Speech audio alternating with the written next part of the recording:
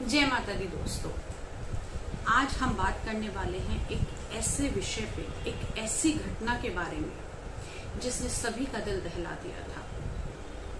जी हाँ, आज हम बात करेंगे सिद्धू मूसेवाला के बारे में। शुभदीप सिंह सिद्धू, जिनका आकस्मिक निधन हुआ, एक ऐसे युवा कलाकार जो सभी बच्चों और युवाओं के दिलों में बसे हुए हैं, जिनकी आवाज, जिनके गानों के बोल हर बच्चे की जुबान पर थे, जिन्होंने बहुत ही छोटी आयु के अंदर विश्व में ऐसे मुकाम को पाया जो शायद किसी के लिए संपूर्ण जीवन के बाद भी पाना मुश्किल होता है। ऐसी आवाज जो सभी के दिलों में घर कर गई। माँ बाप के दुलारे, सभी में प्रिय सिद्धू मूसेवाला, जी हाँ, इनके जीवन में जो ये घटना हुई, आकस्मिक निधन हुआ, इसके बारे में आज हम ज्योतिषीय गणना के अनुसार जानेंगे कि कौन कौन से ऐसे ग्रह गोचर और नक्षत्र हुए जिसके कारण इनका आकस्मिक निधन हुआ।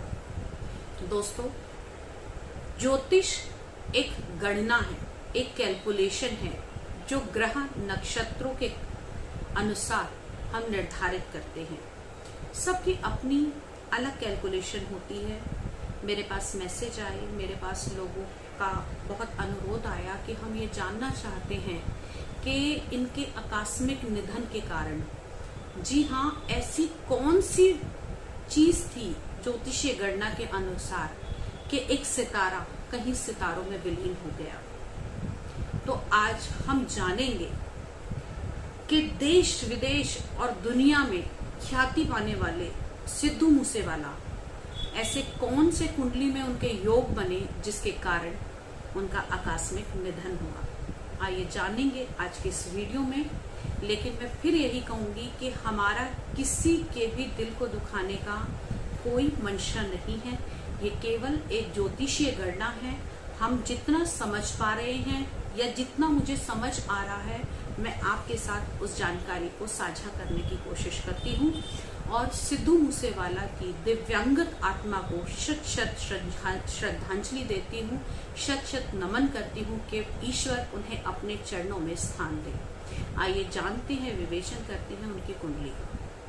हमारे सूत्रों के अनुसार जो हमें इनकी बर्थ डिटेल मिली है वो है इनका जन्म का नाम, जो इनका नाम असली नाम था मूसेवाला जी, सिद्धू मूसेवाला इन्हें प्यार से कहा जाता था क्योंकि मूसेवाला इन्होंने अपने गांव का भी नाम जोड़ा था। इनका अपना नाम था शुभदीप सिंह सिद्धू। डेट थी 11 जून 1993 और जन्म समय था दोपहर 2:30। स्थान मानसा, पंजाब। अगर हम इस तिथि, इस समय को लेते हैं तो इनकी जन्म कुंडली जो बनती है वो कन्या लगन की कुंडली है, जहां लगन में गुरु विराजमान होने के कारण इनको ज्ञानवान बनाता था।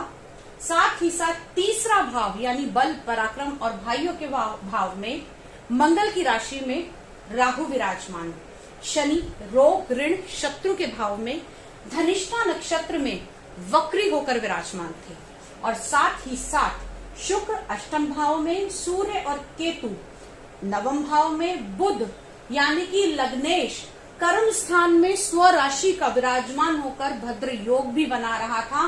तो इनकी राइटिंग, इनका गाना, क्योंकि बुध वाणी का कारक होता है, कर्म भाव में यहाँ होने से लोगों में इनकी प्रख्याति बहुत अधिक बढ़ी हुई थी। साथ ही साथ अगर हम देखें तो तीसरे भाव का और अष्टम भाव का स्वामी नीच का होकर 11वें भाव के अंदर विराजमान है मंगल।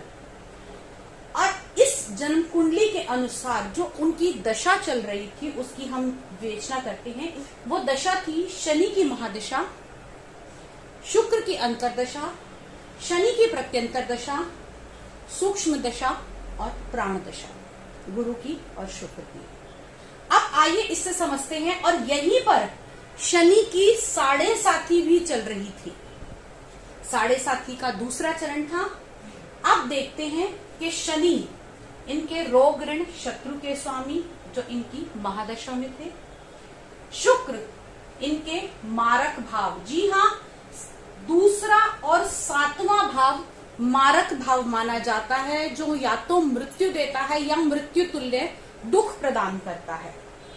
यहाँ पर दूसरे भाव का स्वामी शुक्र एक्टिवेट था, साथ में शनि, और सप्तम भाव जो मारक भाव का दूसरा भाव है, जी हाँ दूसरा और सातवां, सप्तम भाव का स्वामी गुरु भी एक्टिवेट था, साथ में शुक्र। ये तो थी घटना जो उनके जीवन काल की उस समय चल रही थी। अब जानते हैं कि ग्रह गोचर उस समय क्या था। जी हाँ, उस समय जब 29/5/2022 5:30 पर जब इनकी मृत्यु हुई तो ग्रह गोचर की स्थिति कुछ इस प्रकार थी। जहां पर यदि हम नोट करें तो शनि 7.5 में अपने ही घर में विराजमान थे, और यहां पर ये नक्षत्र भी था धनिष्ठा नक्षत्र। 7.5 का दूसरा चरण मैंने आगे भी अपनी वीडियो में बताया है कि 7.5 हर व्यक्ति के लिए एक प्रकार की नहीं होती। यहाँ पर अगर नक्षत्रों के हिसाब से देखें तो शनि की अलग अलग सवारियां होती हैं। यहाँ पर शनि इनकी राशि में जब विराजमान थे तो शनि यहाँ पर हाथी की सवारी पर थे 7.5 में, और जब शनि की हाथी की सवारी आती है 7.5 में तो वो शत्रु भय देती है और कहीं न कहीं बुरा फल देती है और नाश करती है। अब देखते हैं दूसरे पहलू से। यहाँ पर हमने जाना कि गुरु जो थे वो भी इनके मारक भाव के थे। अब शनि की तीसरी दृष्टि 1, 2 और 3 इनकी मृत्यु भाव जिसे हम बोलते हैं अष्टम भाव, वहां पर पड़ी।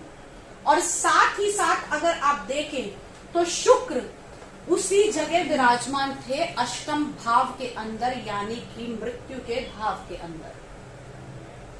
और राहु, जी हाँ राहु यहाँ पर विराजमान थे अष्टम भाव के अंदर।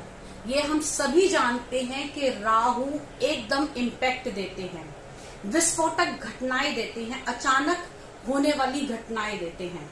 तो यहाँ पर शुक्र और राहु का अष्टम भाव के अंदर होना और अष्टम भाव का स्वामी मारक भाव के अंदर विराजमान होना और इन सब का एक साथ एक्टिवेट होना, और कहीं ना कहीं यहाँ पर केतु की दृष्टि अष्टम भाव पे होनी, कट लगना, चोट, एक्सीडेंट और मृत्यु भाव पे, यानी कि अगर हम देखें तो ओवरऑल बहुत सारे ऐसे एक साथ कारण बन रहे थे।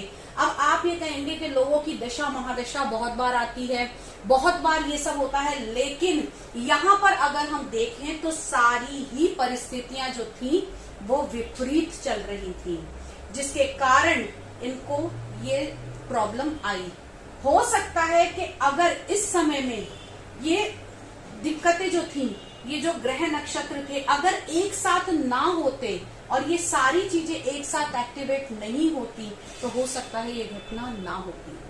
दोस्तों, बहुत सारी ऐसी चीजें होती हैं जो हमारी ग्रह नक्षत्र और दशाओं के कारण हमें बहुत कुछ देखने को पड़ सकता है, लेकिन मैं फिर यही कहूंगी कि ये मेरी गणना के अनुसार है, ये ज्योतिषीय कैलकुलेशन है। हर कोई अपनी अलग कैलकुलेशन करता है, अलग गणना करता है, लेकिन जितना मैं समझ पाई, जितना मुझे समझ में आया कि यहाँ पर गोली लगना, शनि, जी हाँ हथियार, गोली, लोहा, शनि की तीसरी दृष्टि अष्टम भाव पर थी, और रक्त का कारक मंगल यहाँ राहु से पीड़ित था, और यहाँ पर भी अष्टम भाव के अंदर मारक भाव का होना और दूसरा यहाँ अष्टम भाव के स्वामी का मारक भाव के अंदर आना। अगर देखें तो डबल मार्केश लगा हुआ था उस समय इनकी कुंडली में जब ये घटना थी। ये तो दोस्तों हमारी दृष्टि से, हमारे दृष्टिकोण से ज्योतिषीय गणना के अनुसार रचना थी। वीडियो में हम बस यही प्रार्थना करते हैं कि जो भी ये वीडियो देखे वो उस दिव्यांगत आत्मा के लिए कम से कम 1 मिनट का मौन अवश्य करे, ताकि उनको, उनकी आत्मा को शांति मिल सके। हमारे अगले वीडियो में हम ये जानने की कोशिश करेंगे कि कब तक इनको इंसाफ मिल पाएगा टैरो कार्ड के माध्यम से। जी हाँ, टैरो कार्ड के माध्यम से स्पिरिचुअल लेवल पे ये जानने की कोशिश करेंगे कि आगे कब तक क्या होने वाला है सिद्धू मूसेवाला के साथ में, उनके दिव्यांगत आत्मा के साथ में कब और कैसे न्याय होगा। आज के वीडियो में इतना ही। ओम शांति।